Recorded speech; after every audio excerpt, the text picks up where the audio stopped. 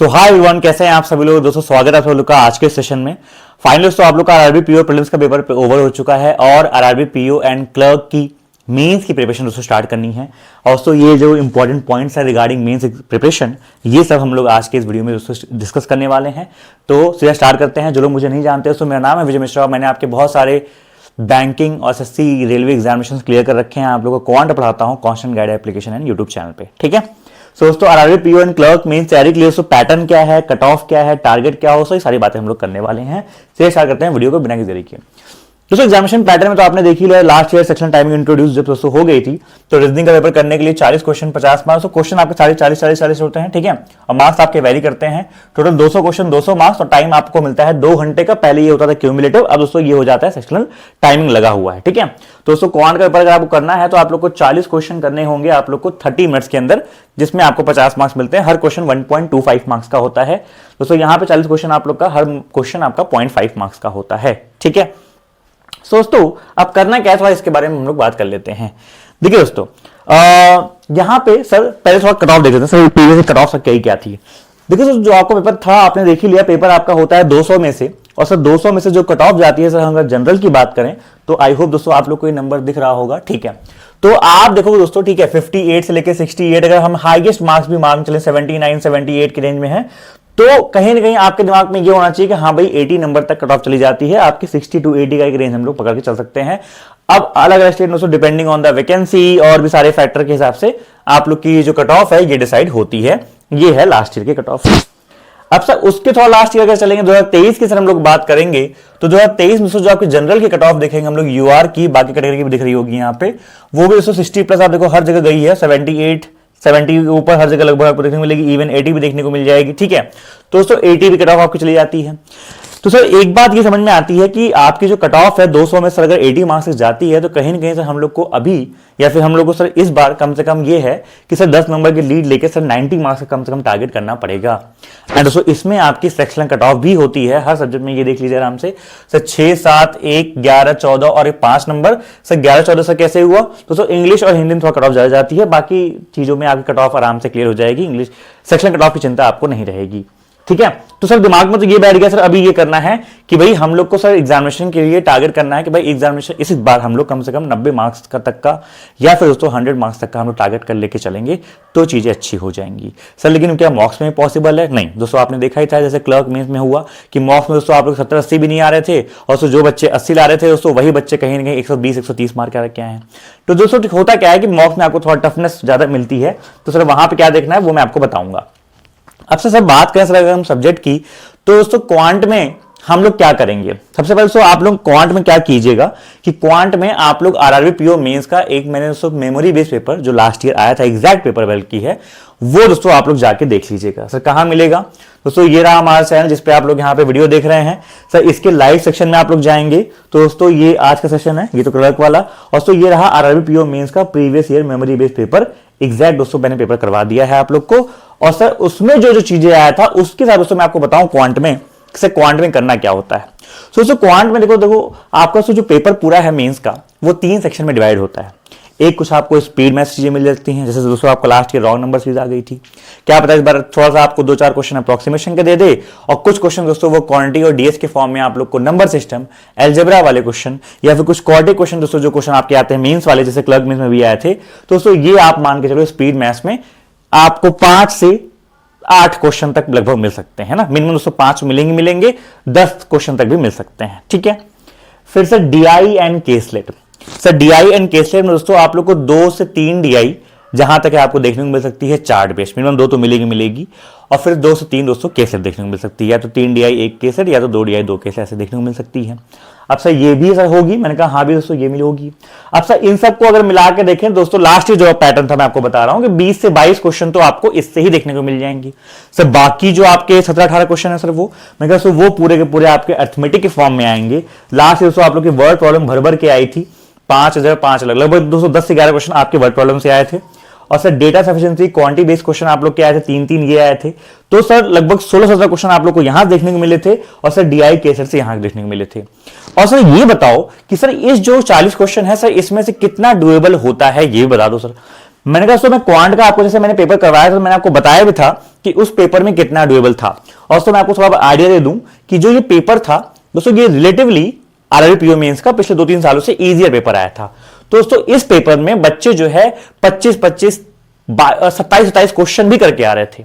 अब सब 25 क्वेश्चन समझते हो ना, 25 इंटू 1.25, ठीक है। तो दोस्तों 30 मार्क्स तक का पेपर भी इसमें, लेकिन दोस्तों वो कुछ बच्चे थे जो करके आए थे, लेकिन दोस्तों एवरेज बच्चा भी होगा तो मिनिमम इसमें 30 मिनट्स में 20 नंबर तक का, सॉरी 20 क्वेश्चन तक वो टारगेट कर सकता है, जो मैंने बताया स्पीड मैथ्स का मिला के एंड सो आप लोग का डीआई एंड केसेस मिला के, ठीक है। 20 नंबर का मिनिमम बता रहा हूं, ठीक है। तो सर इस लेवल का पेपर आपको देखने को मिलता है। अच्छा, अब सर ये तो हो गया, तो सर इस तरीके की हमको तैयारी करनी है, सर हमको मतलब स्पीड मैथ्स अपना खत्म करना है ये चीजें, और सर ये डीआईएस कैसे लगानी है सर इस टाइप की, और सर अरिथमेटिक की रिवीजन करना है।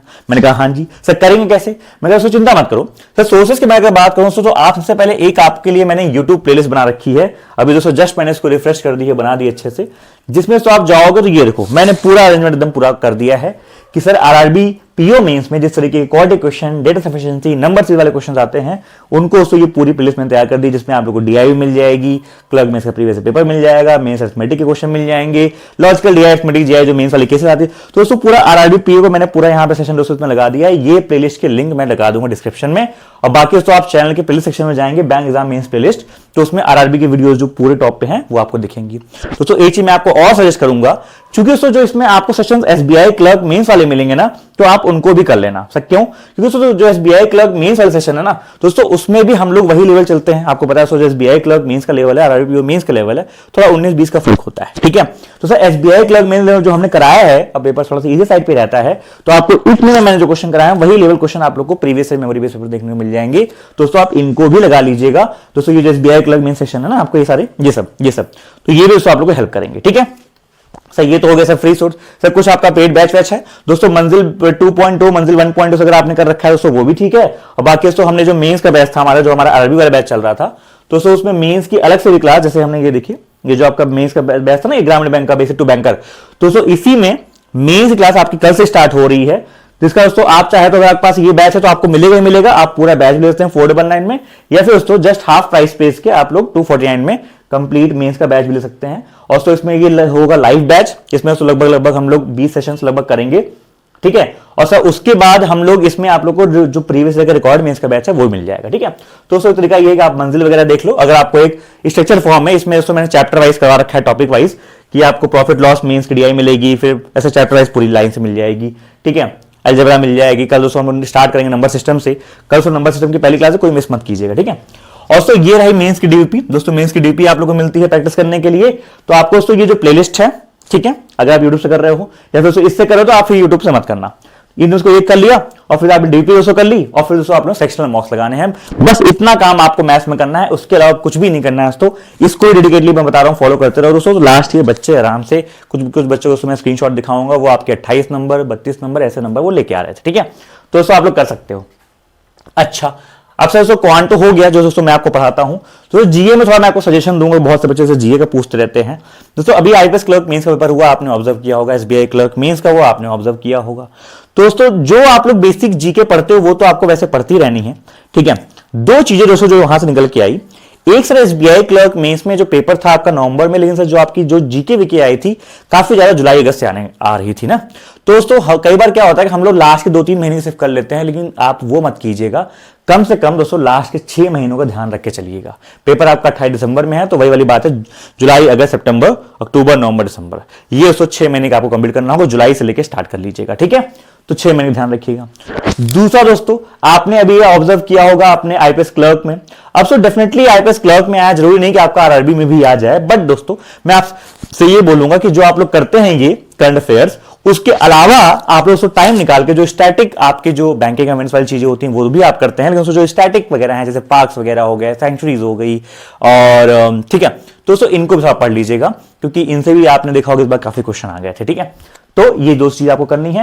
और बाकी दोस्तों कई लोग पूछते हैं सर किस पीडीएफ से करें, सर कहां से करें, तो दोस्तों अफेयर्स लॉ के पीडीएफ को मैं कई बार रिकमेंड करता हूं बच्चों को, दोस्तों आप लोग उससे कई लोग करते हैं और स्कोर भी अच्छा करते हैं, तो दोस्तों उससे कर सकते हैं, ठीक है। एंड सर एक बात तो ये होगी, अब सर बात ये कीजिए सर कि हमें करना क्या है सर मॉक्स में। देखो दोस्तों मॉक्स में करना क्या है आपको, अभी दोस्तों एज ऑफ नाउ आप लोग को मॉक टेस्ट जो करने हैं ना, करना क्या होगा ध्यान समझो। ये अभी साइकिल है 2 दिसंबर तक, 15, 20, 28 को पेपर है आपका, ठीक है। तो सर अगले आप जो है 2 से लेके 15 तक, अगले मतलब 15 दिन में आप ये मान के चलो, 1 तारीख से 15 दिन में मान के चलो, सर 15 दिन में पहली बात तो हम लोग को सीखना है जितना सीख सकते हैं। जैसे मैंने क्वांट की मैं बात करूं दोस्तों, आप प्लेलिस्ट लगा रहे हो, ऐसे आप रीजनिंग भी पढ़ रहे होगे, ऐसे फटाफट जीके भी जो आपने पुरानी वैसे तो कही रखी होगी उसको फटाफट दोस्तों और रिवाइज कर लो अच्छे से, ठीक है। दोस्तों कंप्यूटर अभी आपने नहीं पढ़ा होगा, दोस्तों कंप्यूटर कर लीजिए। कंप्यूटर के लिए मैं लिखना भूल गया दोस्तों, कंप्यूटर के लिए मैं आपको 2 चीज बोलूंगा।